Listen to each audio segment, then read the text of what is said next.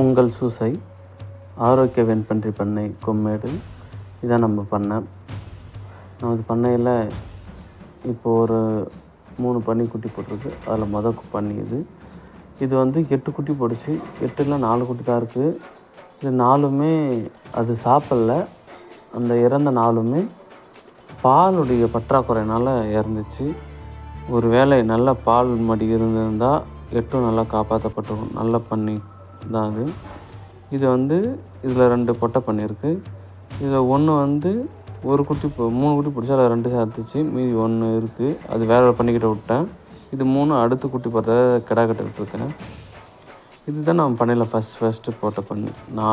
5 போட்டுச்சு, 4 இருக்குது. நல்ல மடி இருந்தாலும் இது 4மே நல்லா அழகாக வந்திருக்கு. சும்மா சொல்ல முடியாது, நல்லா அழகாக தான் வந்திருக்கு. வெயிட் ஒரு 10 கிலோ இருக்குது இப்போவே. இதில் அந்த கருப்பு பாருங்க, நல்லா கொஞ்சம் புதுசு புதுசாக இருப்பார். என் நண்பருடைய பன்னி இதில் பார்ப்பீங்க. இது 2ம் என் நண்பருடைய பன்னி. இது வந்து சனியாக இருக்குதுன்னு எதிர்பார்க்குறோம். இது நம்ம பண்ணையில் அடுத்து போட்ட பன்னி. இது 5 குட்டி வச்சது வந்து அங்கே ஒரு பன்னி இறந்துச்சு சொன்னல. 3 குட்டி போட்டு அதில் ஒரு பன்னி இருக்குதுல்ல, அந்த ஒரு குட்டியை இந்த பன்னி கூட அது வரைக்கும் பாருங்கள் சின்னதாக, அதுதான் அது போட்ட குட்டி. இது கூட விட்டேன். ஸோ இது கூட விட்டாக்கா அது ஒன்றும் தெரியாது. அது கூட பால் குடிச்சு வளர்ந்துடும். இது மடி ஓரளவுக்கு இருக்க வரும், மடி இருக்குது, அதில் பிடிச்சி வளர்ந்துடும். இப்போ இது 6மே இது காப்பாற்றிடும். இப்போ இந்த 2 ரூம் ஃப்ரீயாக இருக்குது. இங்கே ஒரு பன்னி இருந்த நான் விற்பனை செய்துட்டேன்.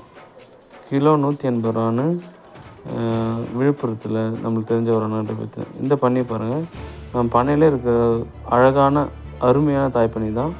குட்டிகளை அவ்வளோ அழகாக பார்த்தோம். குட்டிகள் எல்லாம் இது மேலே தான் ஏறி படுத்து தூங்கும். இப்போ நம்ம எப்படி அம்மா மேலே ஏறி படுத்து தூங்கும் நம்ம குழந்தைகள, அந்த மாதிரி இந்த குட்டிங்கள்லாம் இந்த தாய் மேலே தான் ஏறி படுத்துங்கும். அவ்வளோ அருமையான தாய்ப்பன்னி இது. நான் அந்த பண்ணையில் நல்லா காப்பாற்றப்படுற தாய்ப்பண்ணி நினைக்கிறேன். நன்றி, வணக்கம்.